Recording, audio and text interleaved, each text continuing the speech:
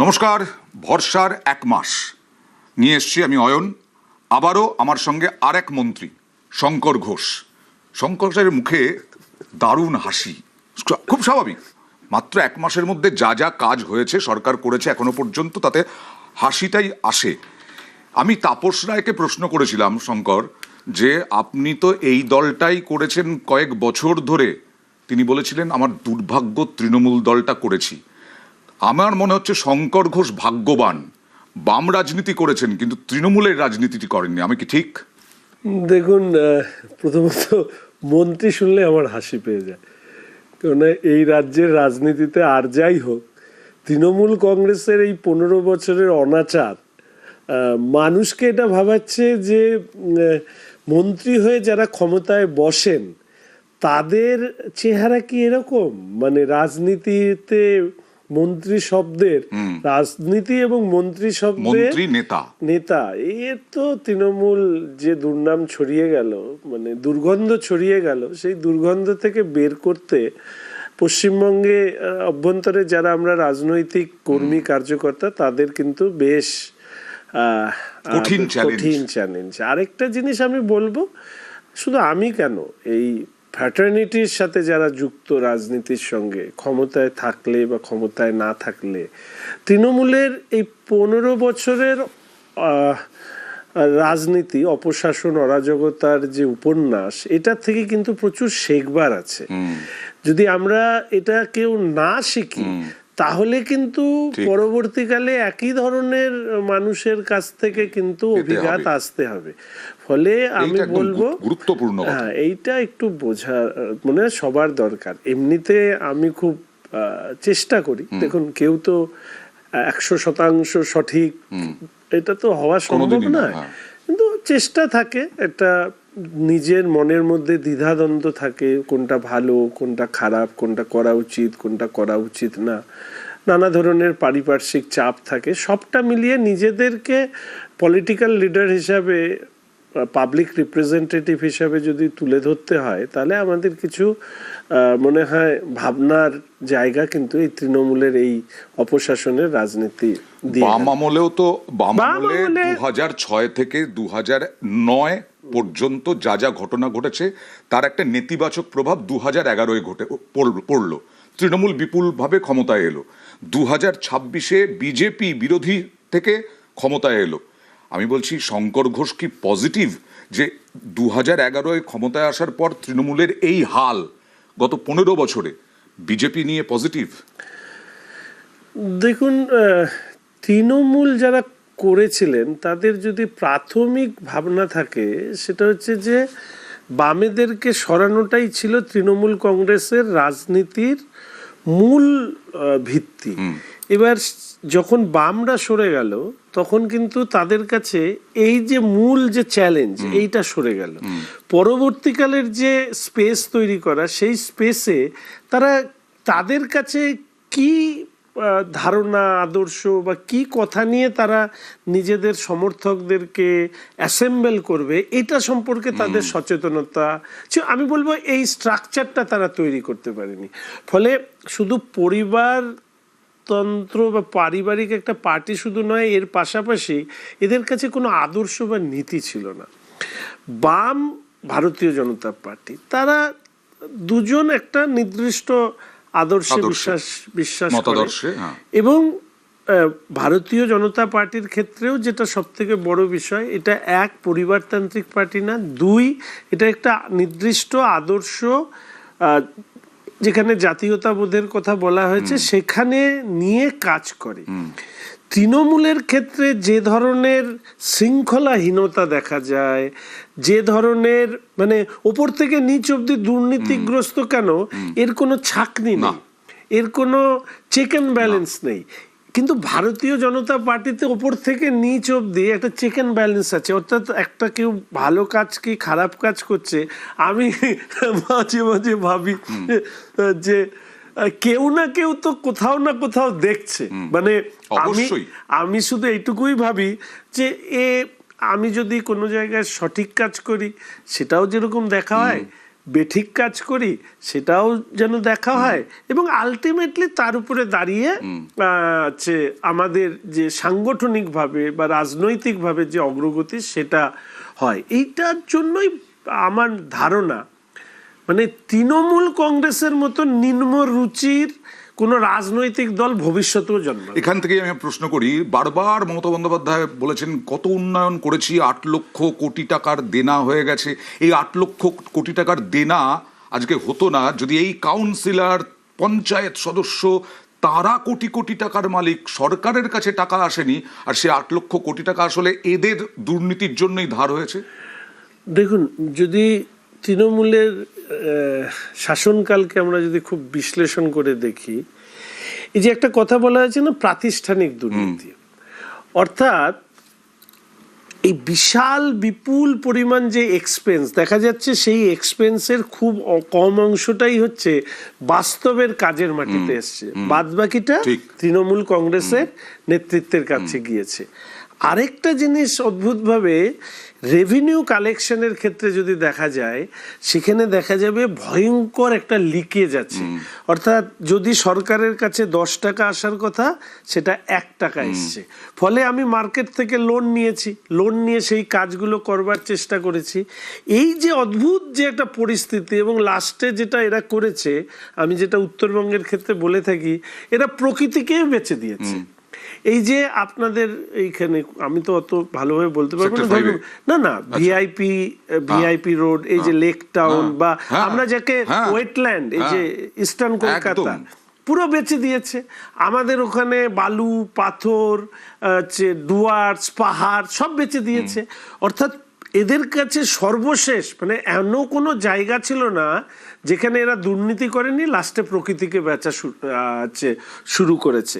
ফলে দেখুন, এই যে আমি এটা আজকে আবার নতুন করে দেখছিলাম যে আমাদের দলের পক্ষ থেকে আমরা 15 বছরের অপশাসন নিয়ে একটা বই প্রকাশ করেছিলাম, চার্জশিট, আর ঠিক একই সাথে আমরা একটা সংকল্পপত্র প্রকাশ করেছিলাম।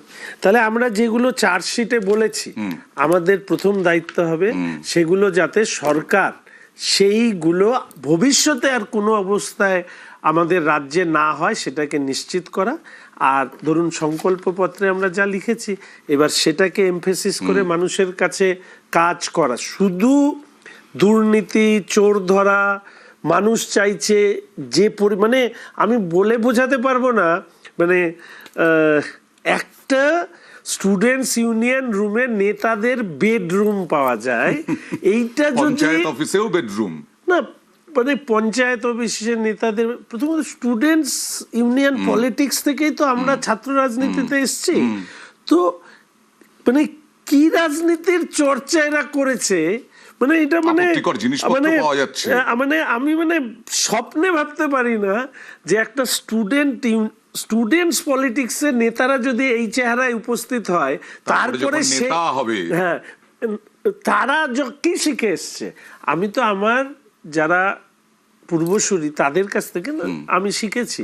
এবার আমার যারা leader not only who leads, leader who creates new leaders, তাহলে এই যারা এই ধরনের লিডারকে জন্ম দিয়েছে, তো তাদের হাতে তো এর থেকে ভালো হওয়ার কিছু আছে বলে আমার মনে হয়। এই ভিআইপির কথাই যখন বলছিলেন, আমার খুব মনে পড়ে গেল, ছোটবেলায় খুব কলকাতা, বহরমপুর কলকাতা করতাম, বহরমপুরেই আমার সমস্ত কিছু।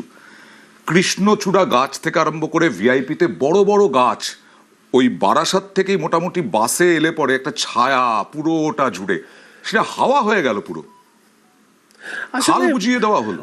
আসলে কোথাও মানে আমি জানি না, হয়তো ভয়, প্রশাসনিক চাপ, কোনো একটা বিষয় পুরো সমাজটা যেন চুপ হয়ে গেছিল একদম। এবং এই সময় দাঁড়িয়ে আমি ভারতীয় জনতা পার্টির কার্যকর্তারা এই যে 2021-এর 2রা মের পর যে বীভৎস অত্যাচার, সেই অত্যাচারের পরে 2026-এ সরকারে ভারতীয় জনতা পার্টির আশা, এটা মনে হয় হিস্টোরিক। কেননা এইরকম একটা ঘটনা ঘটানোর পরে একটা দল ঘুরে দাঁড়িয়ে ক্ষমতায় এসছে, এবং শুধু ক্ষমতায় আসা নয়, যে কথাটা আমরা বলেছিলাম সেই সময়, 15 বছরে মানে যে শাসকের দাপাদাপিতে মানুষ মানে মানে রাজা প্রজার সম্পর্ক তৈরি করে ফেলেছিল, 1 মাসও গেল না সেই দলটাই উঠে যাচ্ছে। মানে এর থেকে তো আমার মনে হয় যে যারা গবেষণা বিশ্লেষণ ইত্যাদি করে তাদের কাছে মানে যদি ভাবা যায় 2025-এর ডিসেম্বর মাস, আমি যদি ধরি কাট অফ একটা 2021-এর 2011 থেকে 2025 এই সময়কার একটা, এবং তারপরে এই 2026-এর 4th মে এবং তারপরে 5th মে, মানে এইটুকু সময়ও যদি আমরা ধরি তাহলে 28 বছরের দল। হ্যাঁ, 4th মে আর ধরুন এই 1 মাস মানে জুন মাসে পড়লো, দলটাই উঠে গেল।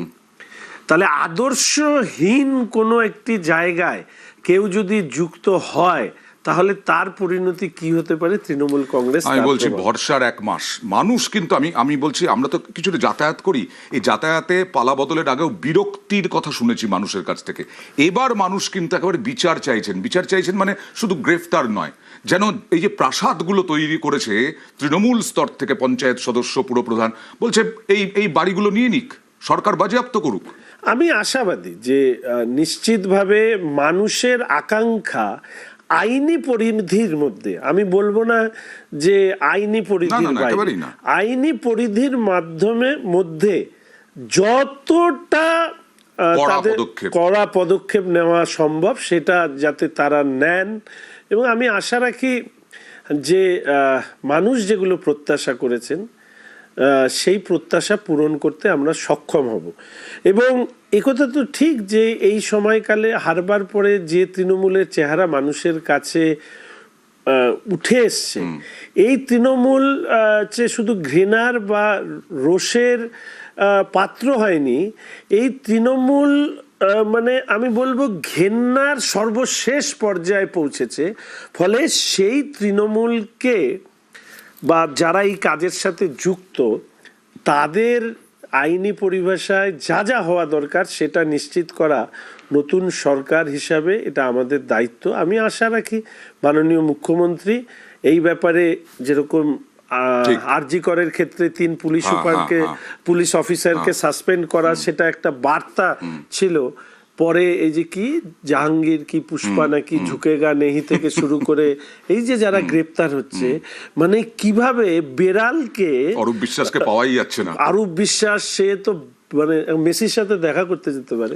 তো এই যে এদেরকে এইভাবে ফুলিয়ে ফাঁপিয়ে রাখা হয়েছিল, মানে প্রশাসন বাদ দিলে তৃণমূলের সাথে যে কেউ ছিল না, আজকে তার সব থেকে বড় হয়ে গেছে।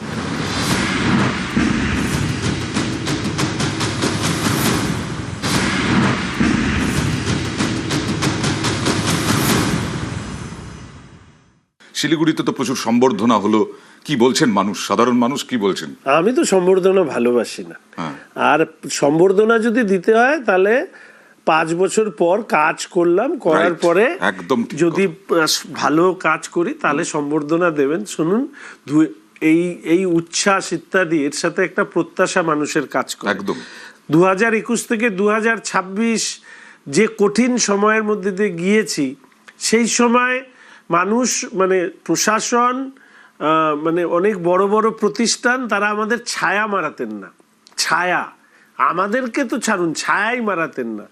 আজকে বিপুল উচ্ছ্বাস আমি যখন দেখি তখন শুধু এইটুকু ভাবি যে এই উচ্ছ্বাস পাওয়ার আগে আমাদের একটা পরিশ্রম ছিল, সেই পরিশ্রমের মান্যতা হয়তো এই উচ্ছ্বাস, কিন্তু এই উচ্ছ্বাস বা এই প্রত্যাশার সম্বর্ধনা আমাদের যদি পেতে হয় তার জন্য আমাদের 2031 অবধি অপেক্ষা করতে হবে যে 5 বছরে আমরা কি কাজ ডেলিভার করেছি। আর এই যে সম্বর্ধনা, এই সম্বর্ধনা আমি মানুষের জন্য উৎসর্গ করেছি, কারণ সরবভাবে না হোক নীরবভাবে তো এই মানুষই আমাদের পাশে দাঁড়িয়েছিলেন। ফলে আমার সম্বর্ধনা আসলে মানুষের সম্বর্ধনা, আমাদের সম্বর্ধনা আসলে পশ্চিমবঙ্গের মানুষের সম্বর্ধনা। এটাই আমি বলি, কেউ বললে তুই মন্ত্রী হয়েছিস বললে আমি বলি যে আমি মন্ত্রী হইনি, শিলিগুড়ির মানুষ মন্ত্রী হয়েছে। শিলিগুড়ির মানুষ কি চাইছেন? শিলিগুড়িতে কি কি অভাব রয়েছে, মানে অভিযোগ কি কি রয়েছে? সেগুলো তো সবাই আলাদা করে বলবার বিষয় নেই, পরিষেবা সংক্রান্ত, উন্নয়ন সংক্রান্ত। অ্যাকচুয়ালি আমি শিলিগুড়িকে একটা ফোকাল পয়েন্ট করে, না শুধু উত্তরবঙ্গ কেন, আমি নর্থ ইস্ট এবং উত্তরবঙ্গকে ধরে শিলিগুড়িকে ফোকাল পয়েন্ট করে তার একটা রুট ম্যাপ বানিয়েছি। সেইটা আমি এক্সপ্লোর করব। আর সাথে যা যা দায়িত্ব, দেখুন আমি শিলিগুড়ি, উত্তরবঙ্গ, পশ্চিমবঙ্গ, যেখানে যে দায়িত্ব আমাদেরকে দেওয়া হবে সেটা আমরা এক্সপ্লোর করব। শিলিগুড়িতে একটা ছোট্ট আমি উদাহরণ দিই, আমাদের এখানে ট্রাফিকের খুব সমস্যা, ঘিঞ্জি হয়ে গেছে শিলিগুড়ি শহর। আমি পুলিশ আধিকারিকদের সাথে বসে কোথাও একটাও বিবৃতি দিইনি। আজকে 4-5 দিন, 6 দিন, 8 দিন মানুষ শিলিগুড়ির রাস্তায় সোকল জ্যাম দেখছেন। আচ্ছা, বাহ।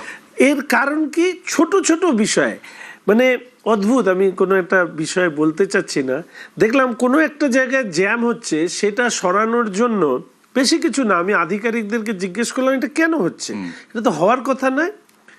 আমি তাদেরকে কিছু জিনিস বললাম, বলার পরে দেখলাম সবকিছু ঠিক হয়ে গেল, কোনো উত্তেজনা নেই, কেউ বিরোধিতা নেই। পরে বুঝলাম যে ওটা ওইভাবে ওই জায়গাটা সিস্টেমটা যাতে চলে তার জন্য কারা কারা টাকা নেয় আর বলার দরকার নেই, লক্ষ লক্ষ টাকা সেখান থেকে তোলা হতো। অর্থাৎ আপনার যদি সদিচ্ছা থাকে এবং একজন দায়িত্বশীল জায়গায় থেকে আপনি যদি স্বচ্ছতার সাথে কাজ করেন, তাহলে আমার মনে হয় জনজীবনের অনেক সমস্যা খুব দ্রুত মিটে যাবে। না হলে তো শিলিগুড়িতে এখনো মেয়র আছেন, পদত্যাগ তো করেননি, মেয়র পারিষদরাও আছেন, পদত্যাগ তো করেননি, তাহলে এইগুলো ঠিক করতে পারছিলেন না কেন? তাহলে এইখানেই তো আসছে আর্থিক অস্বচ্ছতার প্রশ্ন, এখানেই তো আসছে এই যে নেতারা যে বড় বড় বিল্ডিং বানান, কি প্রাসাদ সম যে বাড়ি বানিয়েছেন, এরা কিভাবে বানিয়েছেন? আমি সবাইকে বলি যে আমাকেও প্রশ্ন করবেন, আমি জনপ্রতিনিধি, আমি সরকারের এই মুহূর্তে অংশ, যদি আপনি আমাকে প্রশ্ন না করেন তাহলে কিন্তু আমিও ভবিষ্যতে খারাপ হয়ে যেতে পারি। ফলে মানুষের প্রশ্ন করবার অধিকার দায়িত্বপ্রাপ্ত জনপ্রতিনিধি হোক বা আধিকারিকদের হোক, এটা মনে হয় মানুষের করা উচিত। এবং এটা করলে ভয় না পেয়ে, এই যে রবিনহুডের মতন দু হাত থেকে টাকা দেয়, তারপরে ক্লাবের ছেলেরা বা তারা সবাই দাদা দাদা করে, এইখানে কি যেন পার্থ চ্যাটার্জি, তো এখানে কোন একটা পুজোয় তিনি বসে থাকতেন রাজার মতন সব লোকজন নিয়ে, তো কেউ জিজ্ঞেস করে না এরা টাকা কোথা থেকে পায় যে দেয়, কোনো কাজ করে না, without having any kind of earning source, মানে they are spending so much of money. হবে এই পুজোগুলোর, এটাও প্রশ্ন উঠে গেছে, কারণ সুরুচি সংঘ তো গেছে, আমি তো নাকতলা উদয়ন সংঘ গেছে। আমি তো একটাই বিশ্বাস করি, সৎভাবে ওঠা টাকায় পুজো হোক, একদম, তাতে ভগবানও খুশি হবে, আমাদের পশ্চিমবঙ্গের যে হৃত গৌরব সেটাও ফিরে আসবে। উত্তরবঙ্গে বনবস্তিগুলোর কি কোনো চিন্তা ভাবনা? এবার বনবস্তি সম্পর্কে তো আমাদের সেন্ট্রালেরই একটা কেন্দ্রীয় সরকারের নির্দিষ্ট আইন আছে, সেই আইন অনুযায়ী তাদের যদি শিফটিং এর প্রয়োজন হয়, তাদের একটা আর্থিক ভাবে তাদের সহযোগিতা করা থেকে শুরু করে নানা ধরনের বিষয় আছে। আমি শুধু এইটুকু বলবো, প্রকৃতি এবং পরিবেশকে রক্ষা করবার জন্য আমাদের সরকার, মাননীয় মুখ্যমন্ত্রী শ্রী শুভেন্দু অধিকারী মহাশয়ের নেতৃত্বে এই কাজ আমাদের প্রায়োরিটি। এই পরিবেশ প্রকৃতি বললেন যখন, তখন আমার আরেকটা কথা মনে পড়ে যায়, ব্রিজের ওপর দিয়ে যখন যাই মহানন্দা নিচে, খালের মতো নোংরা, ভয়ঙ্কর, দেখতে খুব খারাপ লাগে। আসলে মহানন্দার যদি জলেও আপনি দেখেন, মানে দূষণ সে মাত্রা বেড়েছে, এক এক সময় এক এক রকম থাকে। এই যে পুরো যে প্রক্রিয়া, এসজেডি এর একটা প্রজেক্ট নেওয়া হয়েছিল যখন অশোকদা ছিলেন, তখন আমাদের গঙ্গা অ্যাকশন প্ল্যানের মধ্যে মহানন্দাকে ট্রিবিউটারি রিভার হিসাবে দিয়ে মহানন্দা অ্যাকশন প্ল্যান তৈরি করা হয়েছিল। পরবর্তীকালে এই মহানন্দা অ্যাকশন প্ল্যানে ফুলেশ্বরী জোড়াপানিতে ড্রেজিং করার জন্য 9 কোটি টাকা খরচা করা হয় এসজেডি এর পক্ষ থেকে। তারপরে দেখা যায় এক চামচও বালি ওঠেনি। ইতিহাস বলে যে যত জনপদ এই সময়কালে মানে তৈরি হয়েছে সেগুলো নদীর পার্শ্ববর্তী অঞ্চলেই হয়েছে, আর বর্তমানে শহরের অভ্যন্তরে নদী হচ্ছে সৌন্দর্যেরও একটা জায়গা। ফলে নিশ্চিতভাবে এগুলো নিয়ে কাজ আমরা করব। বেশ। শহরের বিধায়ক হিসাবে এটা তোমার দায়িত্ব। মাতলা নদী চুরি হয়ে যাচ্ছে তৃণমূলের আমলে, পূর্ব কলকাতার জলাভূমি চুরি হয়ে যাচ্ছে, যেটা নাকি কিডনি বলা হয় কলকাতার। এই সব থেকে আমরা যেন মুক্তি পাই এবং শিলিগুড়ি কেন গোটা পশ্চিমবঙ্গের পরিবেশ প্রকৃতি যেন আবার আমরা ফিরে পাই। পরিবেশ প্রকৃতি যদি ভালো থাকে তাহলে মানুষও ভালো থাকবে। শঙ্কর ঘোষকে অনেক ধন্যবাদ এবং আগামীর জন্য শুভেচ্ছা।